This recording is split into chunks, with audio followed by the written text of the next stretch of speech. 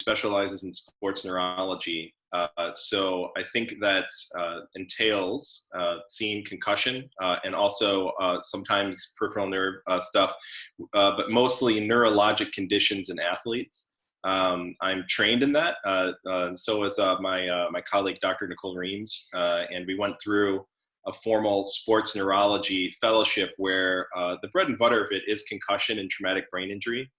But we also see seizures, strokes, other things like that, inflammatory disease, neuroinflammatory diseases like multiple sclerosis, trying to manage things for athletes from a neurologic perspective. And so I thought I'd talk today just very briefly.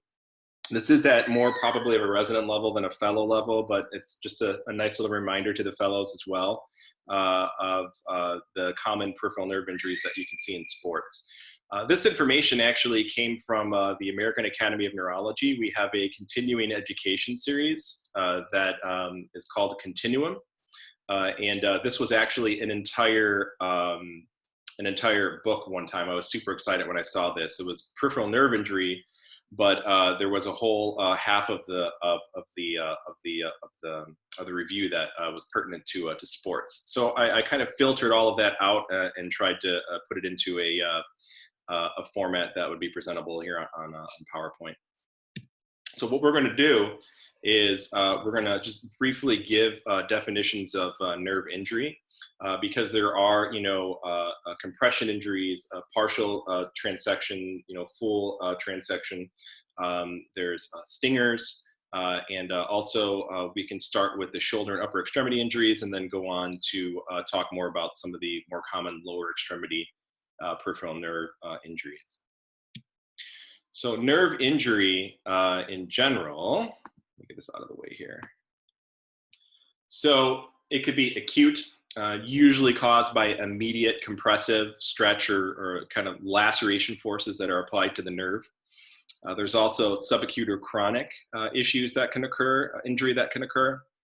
And that's more with repetitive forces and overuse. And then we'll also go into the ways that the nerve can be injured in terms of neuropraxia, axonotmesis, and neurotmesis. So when you're talking about the level of severity of a nerve injury, probably the mildest form of nerve injury would be neuropraxia. And that's temporary motor paralysis with or without associated sensory loss. It's Erik Beltran. Sorry. So focal demyelination can be present, and usually there's sparing of the actual nerve itself. So the sheath can be somewhat damaged, but the nerve itself is preserved. So because of that preservation of the integrity of the nerve, full recovery is usually restored, and it usually takes a period of weeks for that to occur. And then there's axonotmesis. That's complete motor sensory potential autonomic dysfunction depending upon the nerve that's damaged. There is damage to the axon, but there is integrity to parts, the outer and the inner parts of the nerve, the endoneurium, the perineurium, and the epineurum. And those are, those support, surround supporting structures of the nerve. They remain to varying degrees. So because this is a more significant injury that gets not only the covering of the nerve, but also the nerve, the axon itself, it is a slower recovery and it may be incomplete. Lesions that involve less than 20 to 30% of motor axons usually fully recover. There's always some degree of collateral sprouting that occurs, and that can occur over a period of months. And really, the timing of recovery depends on distance of the lesion from the target muscle. And then finally, the most severe nerve injury is neurotmesis with a complete destruction of the nerve distal to the site of the injury. It can involve all the sensory components. There really isn't any hope of spontaneous recovery because you have interruption of the integrity of not only the nerve, but its surrounding support structures and enough distance between them to not allow that collateral sprouting that could occur with a milder injury. You can get partial recovery, maybe only through some sort of surgical interventions, and then those might not even be directed towards the nerve. They could just be like a tendon sheath, sorts of surgeries or other things like that. So timing of EMG or nerve conduction studies is actually important. You could get a study within the first couple of days to a week or so of a compressive nerve injury and not be able to really delineate how severe the nerve injury is because the study's normal. And that's because for a period of time after a nerve injury, you can't have normal functioning of the nerve until that Wallerian degeneration starts to kick in. So usually we recommend doing EMGs a period of a few weeks after the injury has occurred to try and get a better idea of how significant the injury is.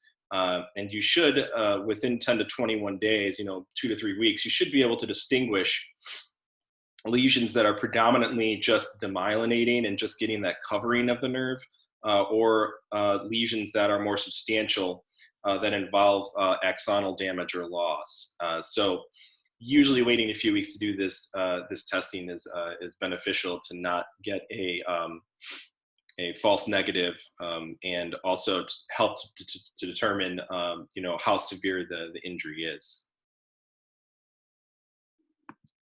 So we're going to go into all of the upper extremity nerve injuries. We've all heard of all these before. This is just a reminder, a good review for boards or for any tests that you guys got coming up. So stingers are transient neurologic dysfunction. They're usually a result of a direct force in the upper extremity towards the shoulder neck region. They occur a lot in football. They also occur in tons of other sports. Again, it's that direct impact to the neck or the shoulder. They can present with just acute onset after that force has been provided of pain, paresthesias, with or without weakness in one of the upper extremities. The pain is usually diffuse and non-dermatomal because they're stretching kind of everything up there in that area. Let's see here. Also, in terms of injury up in that general region, you have to consider the spinal accessory nerve. You guys know it innervates the trapezius and the SCM. It lies superficial in the neck. It's just posterior to the posterior triangle in the scalene muscles. And so because it's so superficial, it is vulnerable to a direct blow or a traction injury with or without contact. Anything that depresses the shoulder with the head rotated in the opposite direction. Judo, karate, kickboxing, football. I mean, there's a lot of, it's not specific to any one sport, but those sports seem to be at increased risk for this. In terms of spinal accessory nerve, I think that the initial treatments obviously are physical therapy, focusing on maintaining range of motion. Sometimes EMG can be helpful. You might be able to identify denervation of the trapezius muscle. But usually physical therapy and strengthening the shoulder and the scapulothoracic region is good. So I put a couple of cases in here. These were provided in the Continuum article. Bear with me, they're kind of like very obvious, but as a neurologist, when I read these, it kind of reminds me of all the musculoskeletal things that you guys know way better than me. So this first case is a 25-year-old who was a tennis player, right-handed tennis player, came in to see a sports medicine specialist for an inability to hit a backhand volley. This is an athlete who played competitive tennis most of his life, but he did notice increasing difficulty hitting a high backhand volley, and that was over a period of a few months. And he felt that the reason that he had difficulty is because he was losing some strength. The only thing in history is that a year earlier he had sustained an ankle sprain on the left-hand side, and he rested and then kind of returned to normal training, didn't think anything of it, and didn't have any specific rehabilitation for the ankle. When he had his exam, He had scapular dyskinesis and some difficulty with leg stabilization. And his neurologic exam actually revealed some atrophy and weakness of the right infraspinatus muscle. So this case, as you probably know, is a suprascapular nerve injury. And this particular one thought to be at the sphenoglenoid notch. So the backhand volley in tennis depended on infraspinatus function, among other things. And on the evaluation in clinic, they were suspicious that the prior lower extremity injury was translating into generating more force than he needed to, and motion around the scapula and the shoulder, and that repetitive, motion over time eventually started to cause suprascapular nerve irritation and injury. So the anatomy of the suprascapular nerve, so it can be injured by direct trauma. It's more common to injure with repetitive overhead motions, as you have that superior transverse scapular ligament that the nerve kind of goes under as it goes through the notch. You can envision that you can get, a compressive or a stretch injury in that region, or also by the sphenoglenoid notch, because those are small areas that the nerve is traversing through. And if you're repetitively kind of rotating your shoulder, you can potentially cause injury there. They come in complaining of deep pain in the shoulder and weakness. So I think, more common in repetitive sports that require repetitive motion of the shoulder.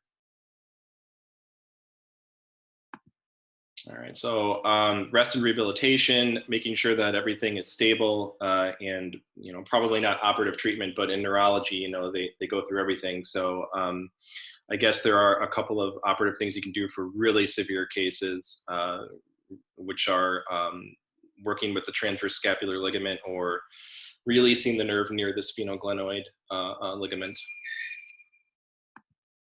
So the axillary nerve innervates the deltoid and the teres minor muscles. It does supply sensation as well to the lateral aspect of the proximal arm. This nerve can be injured from trauma, a direct blow, an anterior shoulder dislocation, a humeral fracture. You get weakness of arm abduction. If you have a partial injury, you don't necessarily have to undergo any sort of surgical repair and just do rest and shoulder stabilization.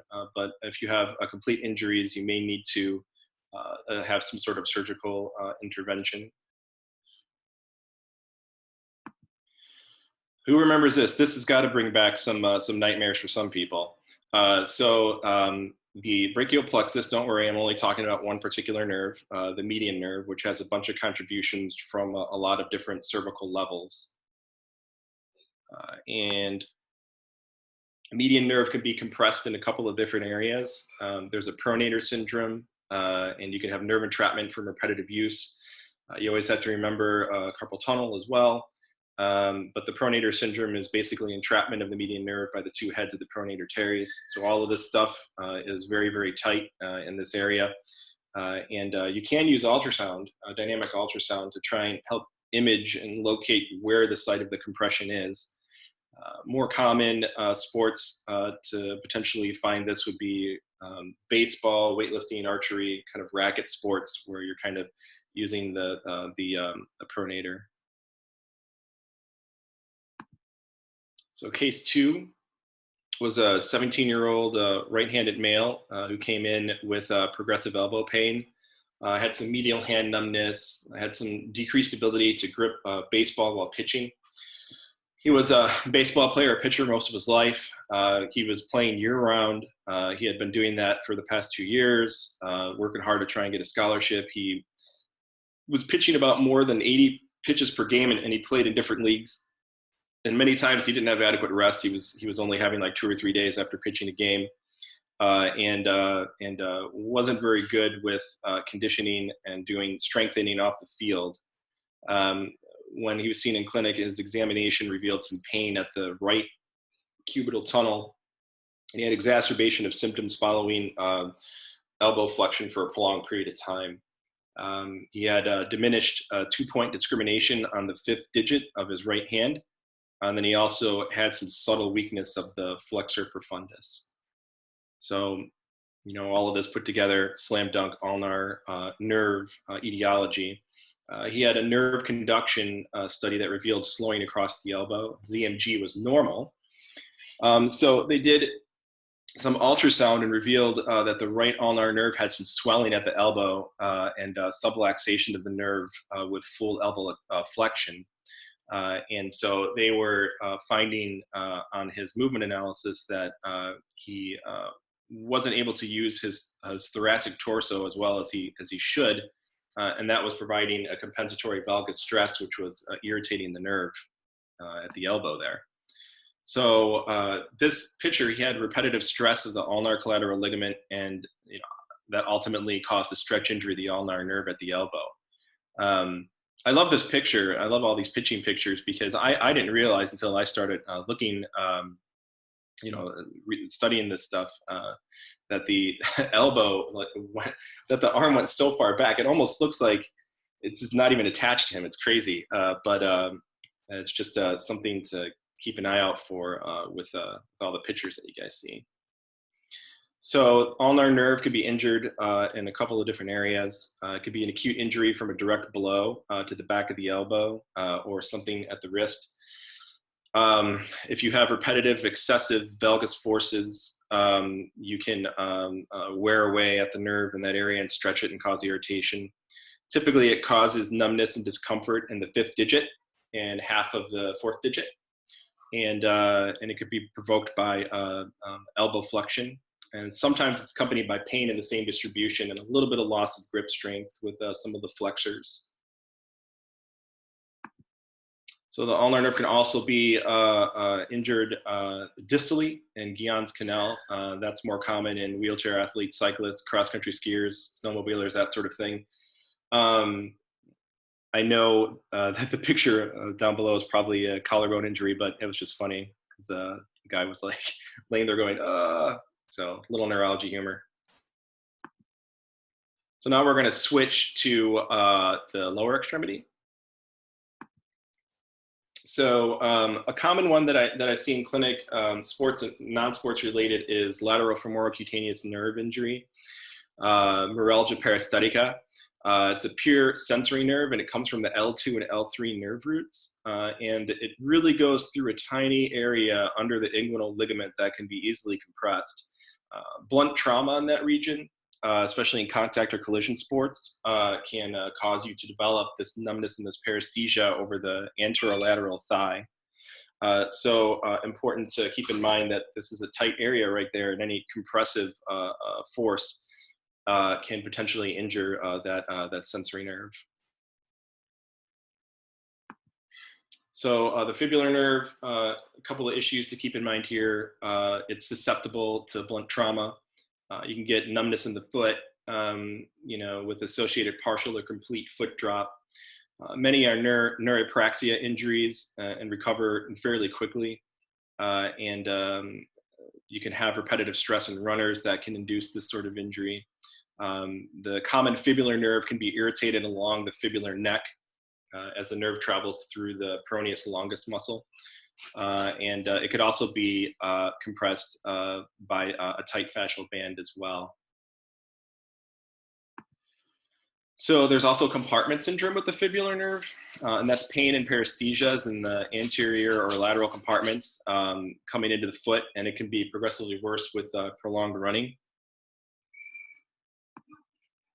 And also equipment can cause some irritation of the nerve as well. The deep fibular nerve can also be affected as it traverses the ankle into the foot.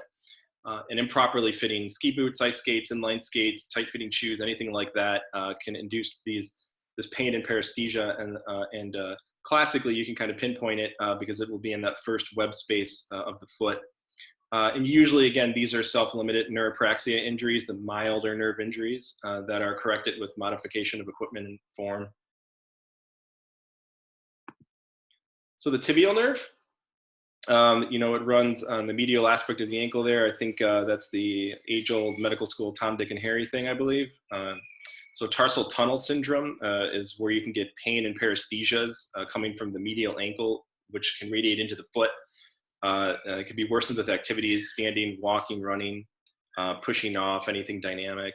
And it can be mimicked by plantar fasciitis, any sort of intrinsic foot nerve compression, and Morton's neuroma.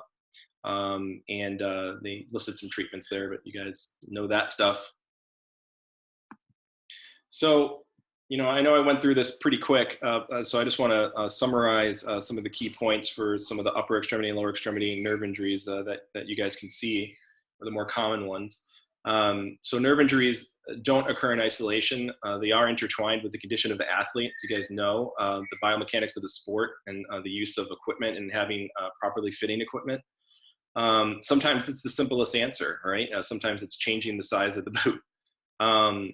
EMG studies should not be performed very quickly after the injury. Usually after a few weeks, that you should start to be able to see that Wallerian degeneration, and that will give you a better idea of if there is a significant injury present, and help you grade how severe it is, or at least help the EMGer to grade how severe it is.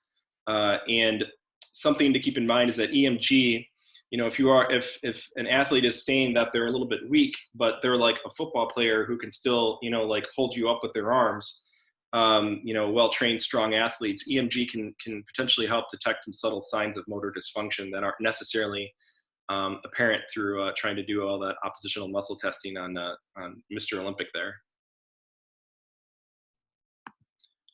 So because of its superficial location, you got to keep in mind that the spinal accessory nerve is vulnerable.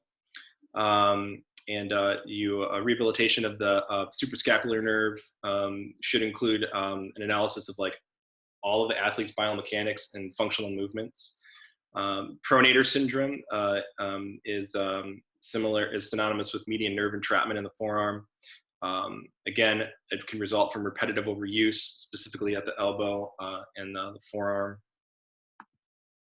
The ulnar nerve could be injured in a couple of different places. It can result from traction or compressive forces at the elbow. It could also have difficulties in Guillen's canal as a result of direct compressive injury. And then for the lower extremity, the fibular nerve can be injured in quite a few places. It's susceptible to repetitive stress, especially in runners. It can develop over time as an overuse injury or as an acute traumatic event.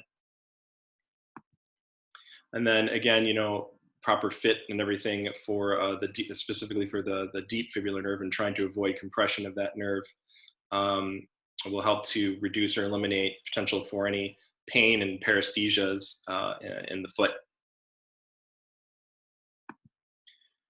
Okay, I think that was everything. I can answer any questions that people might have.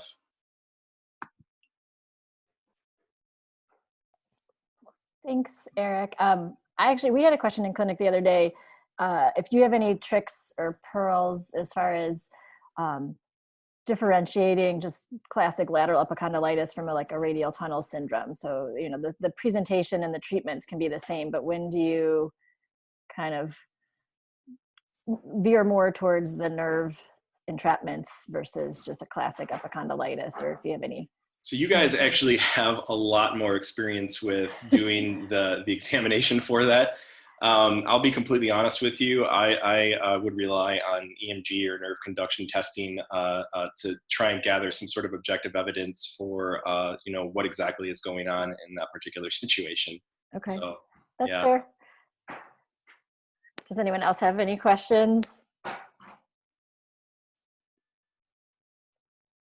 can be concussion related too, since you have them.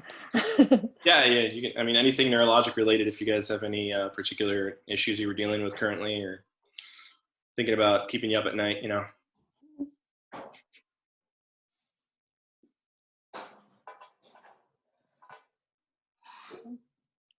The crowd is being quiet. That's okay. Yeah. Well, Kira, you have my email. Feel free to give it out to everyone.